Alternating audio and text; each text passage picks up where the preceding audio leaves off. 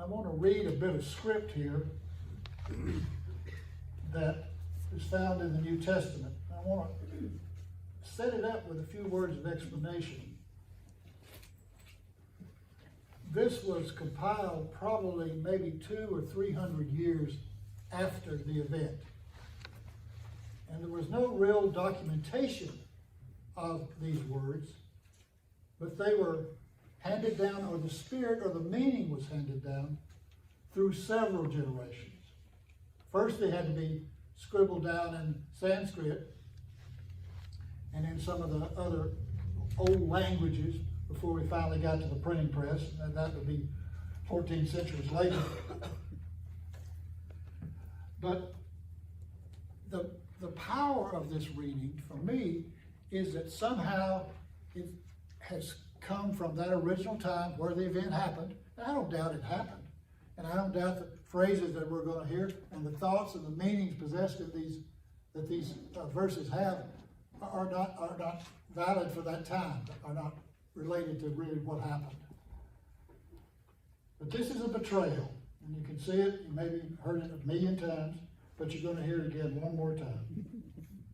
Seeing the mountains, seeing the crowds, he went up to the mountain.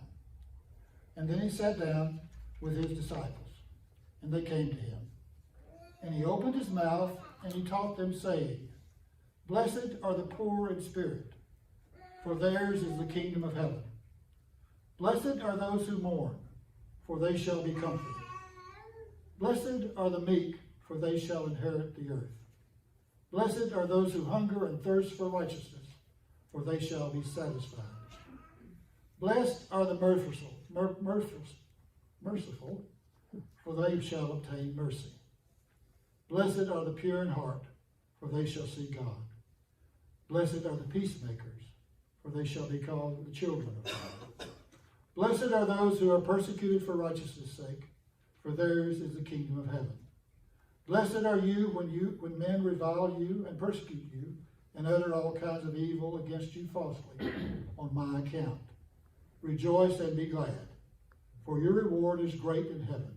And so men persecuted the prophets who were before you. You are the salt of the earth. But if the salt has lost its taste, how shall it be saltless? How shall its saltness be restored? It is no longer good for anything except to be thrown out and trodden underfoot. You are the light of the world.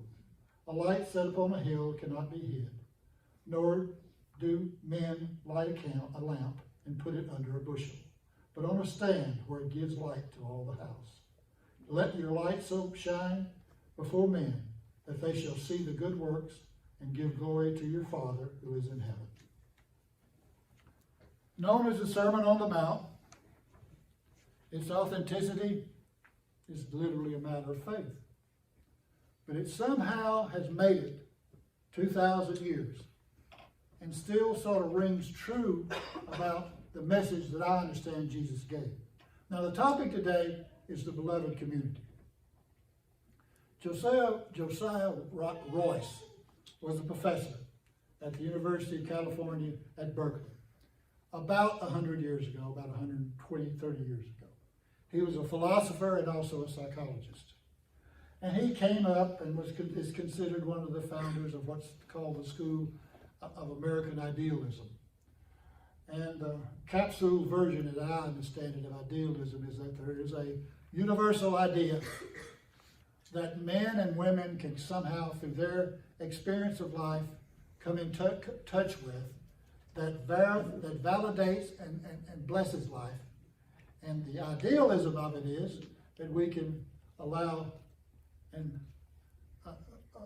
place our lives into that ideal and live according to the ideal. And the beloved community came in that discussion. Dr. Martin Luther King in the 1950s in the Boston School of Theology renewed a look at that beloved community idea of Royce, as did many seminaries at that time. It was sort of the struggle to figure out, what are we going to do now after World War II, after the atomic bomb, after the fact that we have powers to kill life? What is religion, what is Christianity's message now? What are we going to be inviting, encouraging, urging people to be about in their lives? And the notion of a beloved community came to mind because they based it really on the teachings of Jesus, the Sermon on the Mount, and the other good words that he gave out during his time. Because what Jesus, as I understand it, what he talked about, he came to announce the presence of the kingdom of God. He was sort of a messenger saying, hey, I got something to tell you. The kingdom of God is not up there. It's not out there. It's not over there. It's right here among us. Let me tell you what it looks like. It looks like justice. It looks like love. It looks like compassion. It looks like caring. And when that be present in our relationship, then the kingdom of God is here. The beloved community is a new spin on that. What is it that religion, spirituality, people of goodwill have to say to the world to help it? In the old words, save it. What's our redemptive call? What can we say to people that will encourage them and also bless their lives? What drives life? What should drive life? Well, we've been on for the last, the judgment does not need to be too severe, because it seems like if you look at the human story, it's been 2 steps forward and 1 step back. 2 steps forward and 1 step back. We no longer have condoned slavery anywhere in the world, I don't think. But we have slavery. We have slavery of the body and the slavery of the spirit, where power over people has become the prominent means of relationship. We have people standing guard today. We in this community are based on the fact that fear moves foreign relations. And many of us are involved, and many of us are supportive of what our defense industry is all about. So what is the driver for life? What's the message we've got? Be afraid. Hate that which is different. What's going to save life? What's going to save the possible? What can we say to our children? We say it close at hand all the time. Be nice. Be considerate. What would you want someone to do to you? The empathy motive, the empathy drive. So love has got to be the driver. And if you say that too loud, you're sort of silly, or you're one of these religious fanatics. And that's what Jesus was about. And that's what the good teachers have all been about. To be revolutionary, to push against the prevailing easy way to go.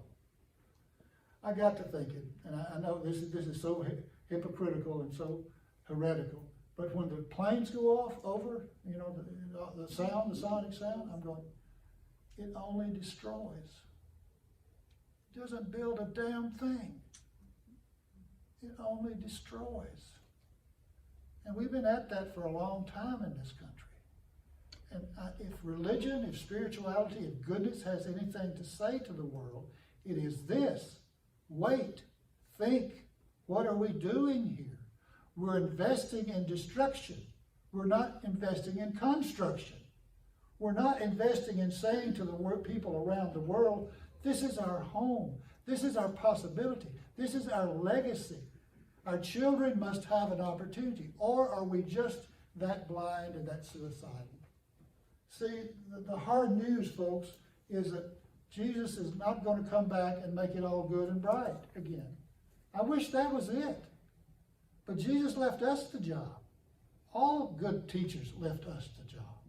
And we, in our struggle to be whole human beings, one, individually and then in the community. See, what happens? We're born. We learn the ways of a human animal. We learn to eat. We learn to walk on our own. We learn to negotiate. We learn to relate. We learn to be friends. We learn to figure out how to occupy our space and be related in the world. On the back of your order of service are the 7 principles. The 7th principle of the Unitarian Universalist movement faith speaks of interdependent web. We learn how to work the web. We learn how to work the relationship web. And that has to be driven, must be driven, should be driven. That has to be. How are we going to do that? Are we going to do that as contentious people those people over there are different from me, so I'm going to be suspicious of them. Love is the motivator. Beloved community is what Dr. King talked about, that when equality was granted everyone would be included, no one would be excluded. Mutuality and equity had to be there, and justice had to be the prevailing way of being in the world. But it comes back to love.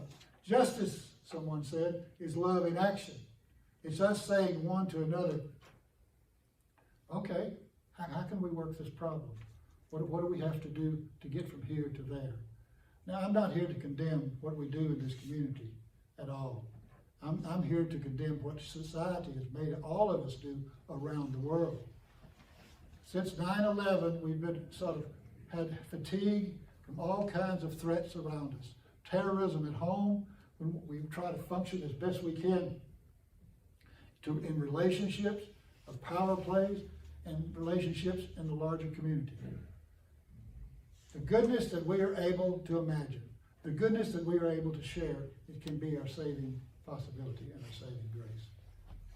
The beloved community is when human beings see in one another the wholeness that is possible, and they share with one another the wholeness that can be.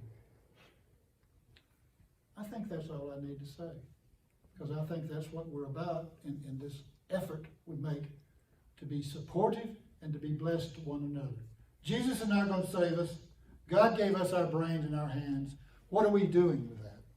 Now, don't go away too guilty feeling or too down today, because we're able to look and see with open eyes and a good heart what's possible, and be as loving and as kind and as uplifting as you can this next week. Somebody needs it. And if you don't think it can add to the whole treasure of all of us, it does. It does. In peace.